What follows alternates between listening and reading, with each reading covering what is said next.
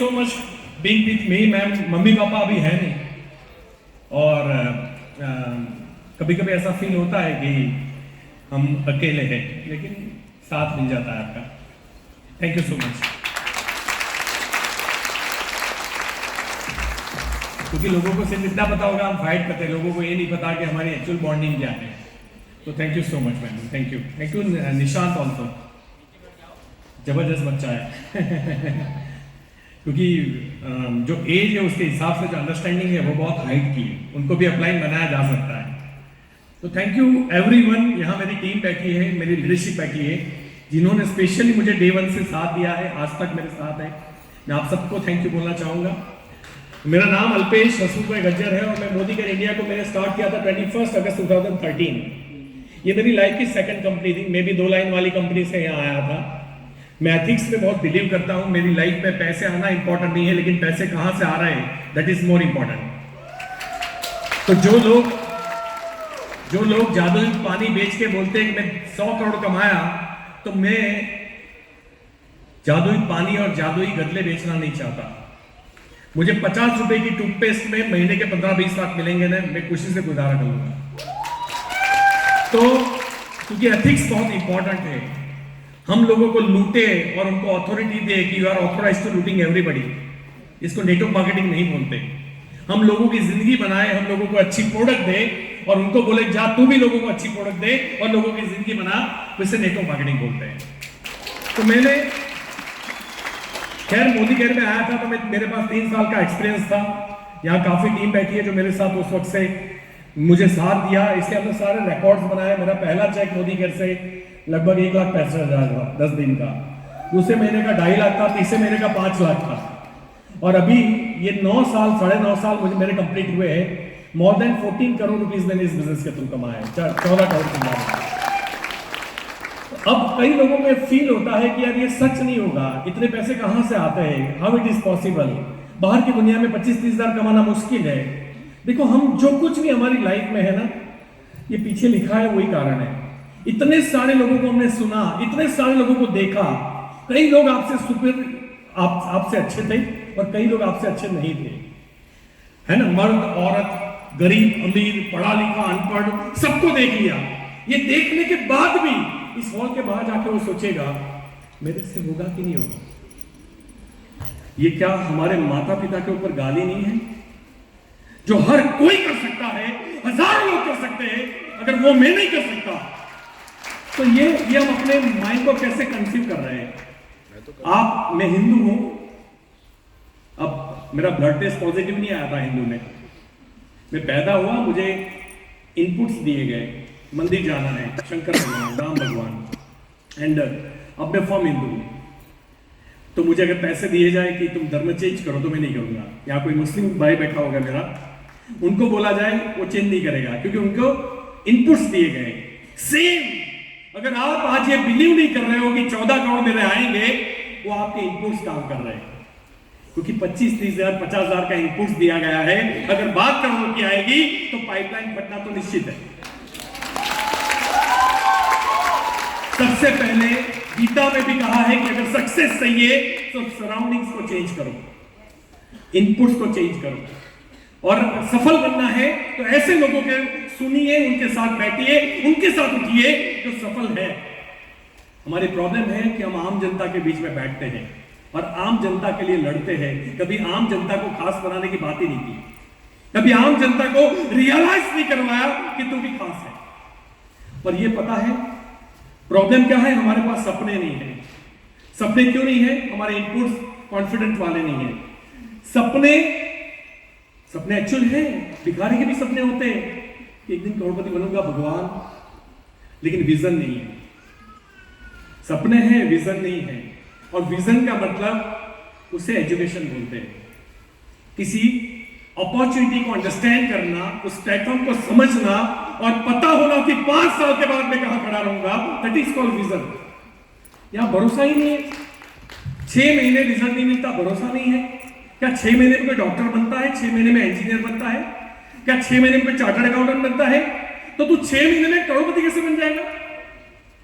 लोगों की पढ़ाई कंप्लीट नहीं होती, सफलता तो बहुत दूर की बात है। तो तो कम से कम इस बिजनेस में 3 से 5 साल हमें देने पड़ेंगे आत्मविश्वास के साथ। फिर क्या लिखा है? कमिटमेंट चाहिए।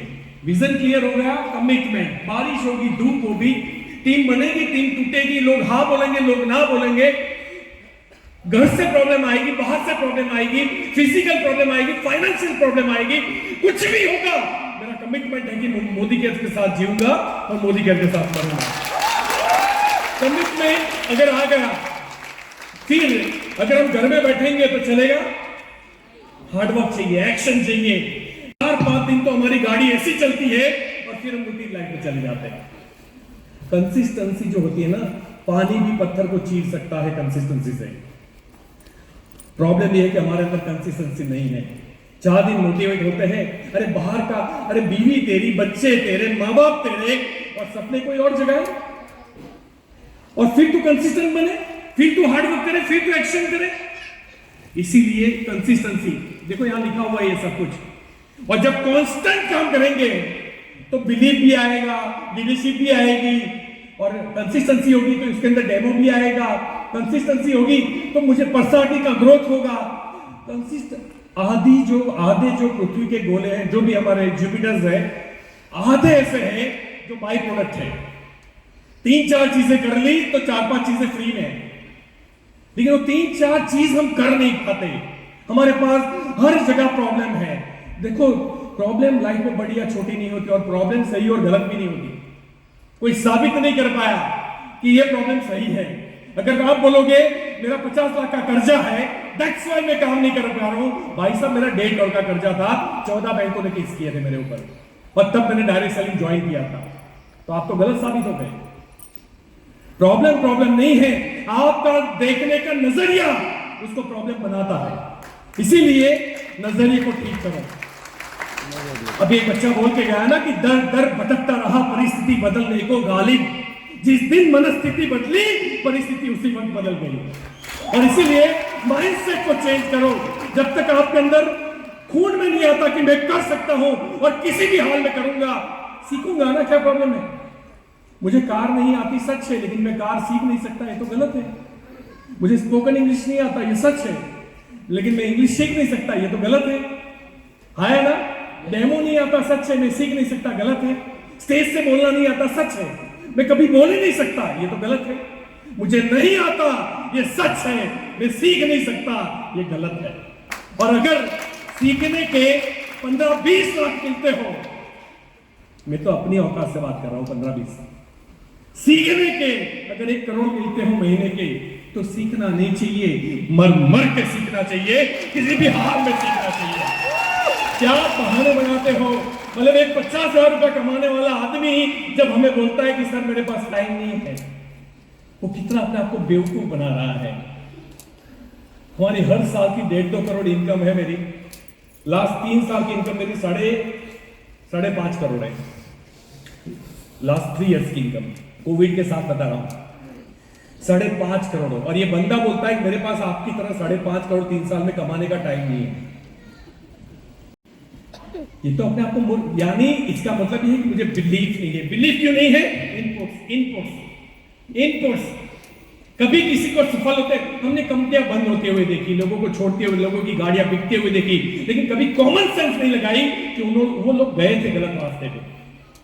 मोदी घर में गाड़ियां नहीं बिकती, 26 साल से कंपनी चल रही है, गाड़ियां नहीं बिकी, घर नहीं बिका। मोदी केयर ने या तो आदमी को समृद्ध बनाया होगा, और या तो अगर वो चेंज होने के लिए तैयार नहीं है तो उसको क्विट होना पड़ा होगा। तीसरा कोई ऑप्शन ही नहीं है, यहां खोने के लिए कुछ है ही नहीं। आप दुनिया के सबसे पावरफुल बिजनेस में आ गए हो, आप पहले खुद पे भरोसा करो। We are human, we are super power. हमने पहाड़ों पर चील के रास्ते बनाए हैं, हमने नदियों का रुख मोड़ा है, हम चीते की तरह भाग नहीं सकते, हमने बुलेट ट्रेन डिजाइन की, हम ईगल की तरह उड़ नहीं सकते 300 किलोमीटर प्रति घंटा, हमने जेट प्लेन डिजाइन किया। और यही इंसान का बच्चा ये बोलता है मेरे से होगा कि नहीं होगा। हवाई जहाज तब बना था जब किसी ने बनाया नहीं था, राइट ब्रदर्स। बिजली लाइट तब बनी थी जब किसी ने बनाई नहीं थी, थॉमस अल्वा एडिसन। आपके सामने 100 लोग आके चिल्ला के चले गए, उसके बाद भी कॉन्फिडेंस नहीं आ रहा है। भैया अगर 2 टाइम खाने के लिए काम करते हो ना तो जंगल में चले जाओ, वहां भी मिल जाएगा फ्री में। जब मानव प्रजाति स्टार्ट हुई ना तब खाने के लिए कमाई पे नहीं जाना पड़ता था, कोई कंपनी थी ही नहीं। फ्री में खाना, फ्री में नहाना, नदी में सब कुछ था।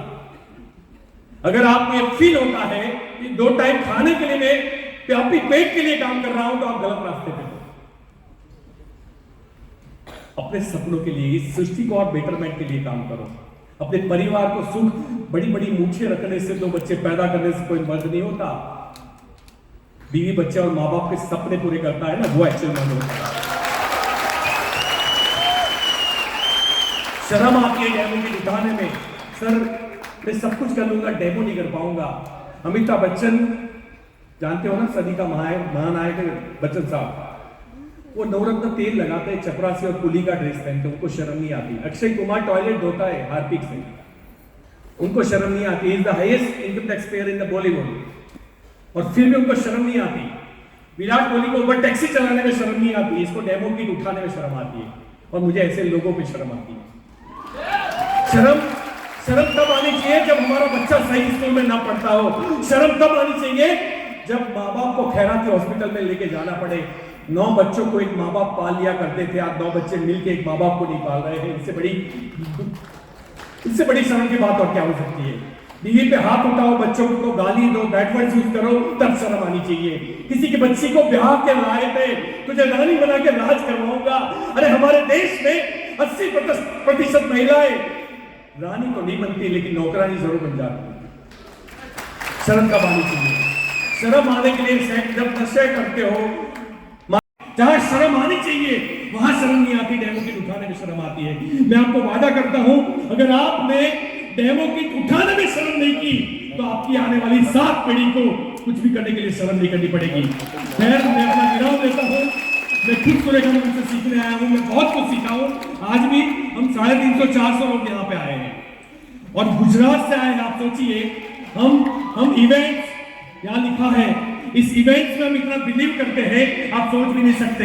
आज मैं जो कुछ भी हूं, इसमें अगर सबसे बड़ी कोई कामयाबी के अंदर, अगर फास्टेस्ट ग्रोइंग के अंदर ये डुप्लीकेशन लिखा है ना, ये बाई प्रोडक्ट है इवेंट्स का। लेकिन अगर मैं कमिटेड नहीं हूं, मैं हार्डवर्क नहीं हूं, मैं कंसिस्टेंट नहीं हूं, मैं सच्चा नहीं हूं और मुझे डुप्लीकेशन चाहिए, सेम डुप्लीकेशन होता है।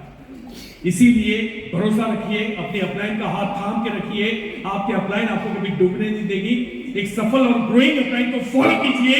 कोई समझ में नहीं है, सुरेखा मैम का फेसबुक फॉलो कर लीजिए, कुछ करने की जरूरत नहीं पड़ेगी।